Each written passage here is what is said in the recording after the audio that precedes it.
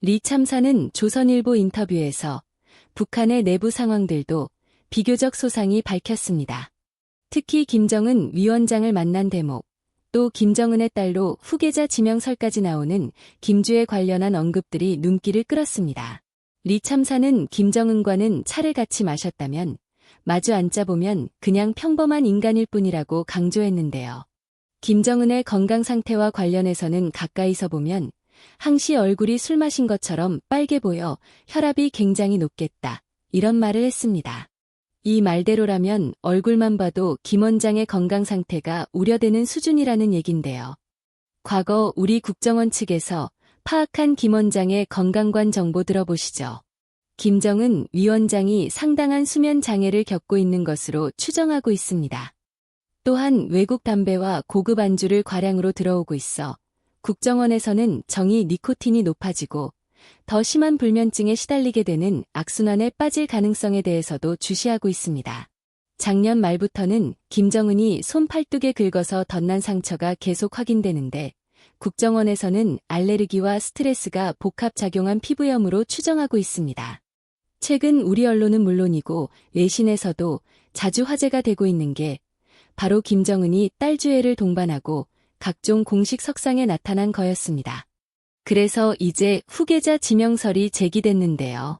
리 참사의 인터뷰를 보니까 김정은은 우리에게 알려진 것보다 훨씬 이전부터 딸 주애와 함께 다녔다고 합니다. 북한 내부에서는 이 사실을 다 알고 있었다는 겁니다. 김주애 공개 활동을 시작한 시점을 보면 2022년 11월부터이며 그 전부터 김정은이 시차를 다닐 때 딸을 데리고 다녔다는 얘기를 주변에서 들었다는 게 리 참사의 주장입니다. 리 참사는 평양에 있을 때 핵과 미사일 개발 종사자가 주민의 80%를 차지하는 제2자연과학원 아파트에 살았다고 합니다. 그래서 당시 이웃 주민들로부터 핵과 미사일 개발 관련 김정은의 시찰 얘기를 자주 들었던 걸로 보입니다. 리 참사에 따르면 김정은은 기분이 좋을 때 딸 주애가 안고 다녀야 할 정도로 어릴 때부터 공주를 보여주겠다, 이렇게 말을 하면서 시찰 행사에 데리고 나왔다는 얘기를 전해 들었다고 합니다. 이 말이 사실이라면 주애가 지금보다 훨씬 더 어린 시절부터 김정은은 핵과 무기를 시험하는 곳에 딸을 대동하고 다녔다, 이런 얘긴데요.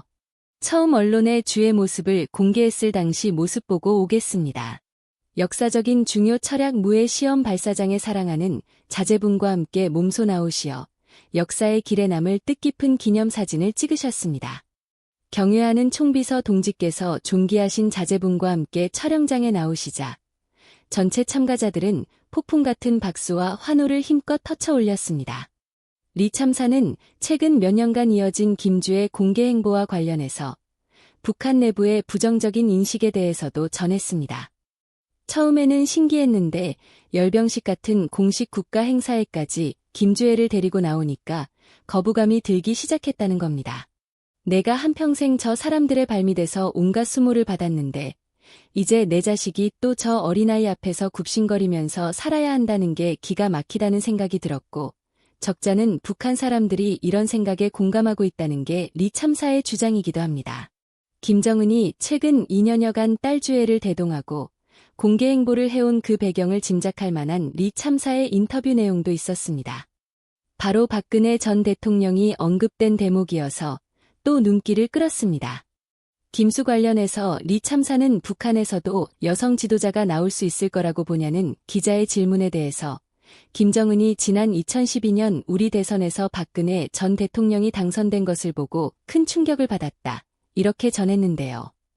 그러니까 당시 김정은은 김평의 당 간부 부장 담당 비서에게 우리도 여자를 대대적으로 써야 국제사회에서 정상적인 국가가 된다, 라는 취지로 말을 했다고 하는데요. 이런 김정은 위원장의 인식을 볼 때 최근 딸 주애와 일정을 동행하는 모습은 후계 구도와 전혀 동떨어진 행보를 볼 수 없다라는 해석이 나오는데, 다만 리 참사는 김주애의 후계 가능성에는 고개를 저었습니다. 절대 권력이 숭배를 받으려면 신비감이 있어야 하는데 김주애를 너무 과하게 노출해서 내부 반발을 살 수 있을 거다라는 취지의 지적입니다. 김정은의 행보, 또 북한 내부의 관료들의 구성상 눈에 띄는 여성 고위 관료가 있습니다. 바로 최선희 외무상인데요. 김정은이 최 외무상에 대해서 총회에 가까운 신뢰를 보내고 있는 점도 결국 여성을 대대적으로 중용해야 한다는 맥락에서 봐야 할 것으로 보입니다. 최선희는 아시다시피 1964년생인데 북한의 내각 총리를 지낸 최영림의 수양딸이라는 출신 성분 배경이 출세의 배경이다. 이런 해석이 우리 내부에서는 많이 나왔습니다. 그 이후에 김계관 전 외무부 부상의 영어 통역을 하면서 경력을 쌓았고 김정은이 집권한 이후의 말 그대로 승승장구하고 있는데요. 리 참사도 최 외무상의 뒤에는 김정은이 있다. 이런 취지로 말했습니다. 리 참사는 최선희 외무상에 대해 말을 잘하고 여자지만 주먹이 세다고 평가했습니다. 그만큼 북한 내에서 김정은이 최선희 외무상에게 힘을 실어주고 있다는 얘긴데요. 리 참사는 지난 2018년 최선희 외무상이 우리의 차관인 외무성 부상으로 승진했을 때 김정은 위원장이 최 외무상의 직급이 낮다는 취지로 김평애에게 경로가 있기 때문이라고 했다고 소개했습니다. 김정은은 내가 여자들 쓰라고 한 게 언젠데 최선희 같은 능력 있는 사람이 아직도 이러고 있냐 이렇게 화를 냈고 바로 다음날 최선희가 미국 담당 부상으로 승진하게 됐다는 겁니다. 김정은 위원장이 최선희 외무상에 대해서 총회에 가까운 신뢰를 보여주고 있습니다만 외무성 자체는 없어질 수도 있겠다. 이런 말이 나올 정도로 위기의 순간들이 적지 않았다는 게 리 참사의 전언입니다. 맞습니다. 리 참사에 따르면 내부적으로 2016년부터 태영호 전 의원 같은 고위급 외교관들의 탈북이 이어졌고요. 2017년엔 김정은 위원장이 직통전화로 외무성에 걸었는데 리용호 외무상과 김계관 제1부상이 다 못 받는 사고도 있어서 신뢰를 크게 잃었다고 합니다. 국민회담을 우리의 외교부 격인 외무상이 아니라 남북관계를 담당한 통일 전선부에 맡긴 것도 외무성에 대한 불신이 바탕이 됐다는 게 리 참사의 주장입니다. 외무성의 한성열 미국 담당 부상이 미국 간첩이라 혐의로 공개 처형된 것도 그쯤 있습니다. 리 참사에 따르면 북한 정권은 2019년 2월 12일쯤에 순안공항 인근의 강건 군관학교에 외무성 부국장 이상 간부들을 모아놓고 한성열 부상 총살 현장을 보겠다고 합니다. 이 총살 현장을 본 사람들은 며칠 동안 밥을 못 먹을 정도로 충격이 컸다고 합니다. 또 우리로 치면 외교부 장관이었던 리용호는 2019년 12월에 비리 혐의로 일가가 정치범 수용소에 갔다는데 당시 주중 대사관 서기관의 횡령이 적발되면서 이 뇌물을 받은 상급자들에게 나왔다는 겁니다. 그래서 김정은 위원장이 얘가 뒤에서 딴짓하니까 일을 제대로 못하는구나 라고 경로를 했고 이 직후 열린 당중앙 전원회의에서 반나절이 넘도록 리용호를 비판했다고 합니다. 거기 같은 사람들이 외무성 없어진 줄 알았다고 했을 정도라고 합니다.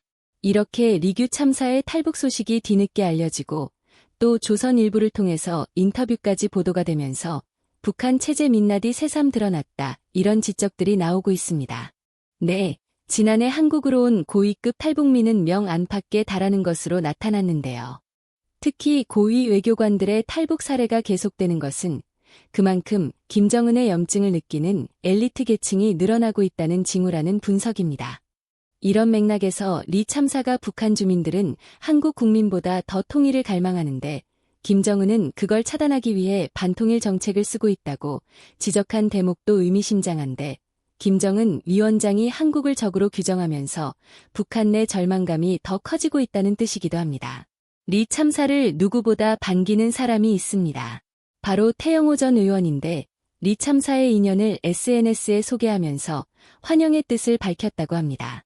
네, 태영호 전 의원은 오늘 나의 동료였던 리규 참사가 한국 사회에 드디어 커밍아웃했다면서 그는 북한 외무성에서 김정일, 김정은도 알아주는 쿠바 전문가였다고 적었습니다. 또 태 전 의원은 리 참사를 평양 외국어 학원 동문이며 북한 외무성에서 탁구 라이벌이었다고 소개를 하기도 했는데 리규 참사가 쿠바 주재 북한 대사관에서 마지막으로 수행한 가장 중요한 업적은 한국과 쿠바 사이의 수교저지 활동이었다고 했습니다. 평양의 지시를 집행해 보려고 나름 애를 써보았으나 쿠바의 마음은 이미 한국에 와 있어서 당시 어쩔 수가 없었다고 전했습니다. 태 전 의원은 리사에게 참 잘했어. 대한민국 정말 살기 좋은 나라야. 우리 함께 통일 꼭 이루어 평양에 다시 가보자는 말로 환영의 뜻을 재차 밝혔습니다. 쿠바에 있는 북한 대사관 참사를 했던 리 규칙, 지금 정착해 있습니다. 그런 사실이 오늘 아침에 조선일보의 보도를 통해서 단독으로 알려졌고요. 조선일보에 지금 인터뷰가 1차로 실렸습니다. 아마 후속 보도가 더 나올 듯합니다. 그런데 1차 인터뷰 내용만 봐도 최근 북한 정권이 어떻게 돌아가고 있는지, 또 북한 주민들이 김정은의 대남 정책, 즉 북한과 대한민국은 완전히 딴 나라다, 이런 식의 통일 생각 꿈도 꾸지 마라, 이런 식의 대남 정책에 대해 상당한 불만을 갖고 있다는 주장을 조선일보 인터뷰를 통해서 밝혔습니다. 이 인터뷰 내용 어떻게 보셨습니까? 김정은의 표창까지 받았던 전직 외교관답게 상당히 정복감이 있는 인터뷰 내용들이 많이 있었습니다. 두 가지가 눈에 띄는데요. 하나는 한성열 미국 담당 북한 외무성 부상이 숙청될 때 2019년 2월 10일에 공개 처형이 됐다는 것입니다. 그런데 그 공개 처형을 북한에서 외무성 부국장 이상 간부들을 모아놓고 모두 지켜보게 했다는 대목 역시 북한 체제의 잔인무도함을 다시 한번 확인하게 해주는 내용이었습니다. 다음으로 북한의 김정은 체제에서의 반통일 정책, 그것이 북한 주민들이 워낙에 통일에 갈망하고 있고 아무리 감시와 통제와 처벌을 해도 사그라들지 않기 때문에 그런 반통일 정책을 실시할 수밖에 없었다는 부분이 두 가지가 굉장히 눈에 띄었습니다. 네, 설명해 주신 내용에서 잠깐 보충해드리면 리규 참사의 내용을 보면 결국 남한, 즉 대한민국 기업들의 물자가 들어가고 한류를 통해서 한국의 드라마 등이 북한 주민들에게 많이 소개되면서 야, 남한이 저렇게 발전했구나, 이걸 북한 주민들이 아주 절실히 깨달았다고 합니다. 그러면서 통일에 대한 갈망이 더 커졌는데 김정은이 최근 들어와서 통일 없다 이런 식으로 나오니까 북한 주민들의 좌절감이 한층 더 커졌다고 주장하고 있습니다. 네, 말씀해 주십시오. 제가 관심 있게 본 부분은 이것이 고위 외교관이나 고위 인사들의 일탈 문제로 보이지 않는다는 점입니다. 실제로 상당히 교육을 받고 외교관으로서 경험을 쌓은 고위 관료들은 한국의 현실과 국제 질서를 굉장히 민감하게 받아들이고 있습니다. 특히 주목할 점은 망명의 동기에 있어서 부모나 장인 장모가 사망했기 때문에 가족들과 함께 움직이게 편하다는 것입니다. 리규 참사는 1972년생으로 북한 체제의 1세대들이 대부분 사망하고 2세대가 주역으로 등장해서 북한 사회를 이끌고 있는데 이 세대들은 과거 세대들과 다르게 북한 정권에 대한 충성도가 다를 수 있다고 생각됩니다. 국제 정세에 민감하고 한국의 현실에 개방되어 있으며 본인이 생각하는 가치에 따라 결단을 할 수 있는 사고와 판단력을 갖고 있는 것으로 보입니다. 그래서 향후에도 이런 망명이 더 나올 수도 있겠지만 북한 체제가 심각하게 흔들리는 징후로 보기에는 과한 해석일 수 있으니 신중히 지켜봐야 할 것입니다. 관련해서 태영호 전 의원이 SNS에 올린 글 소개해드렸는데요. 거기에 그런 내용도 있습니다.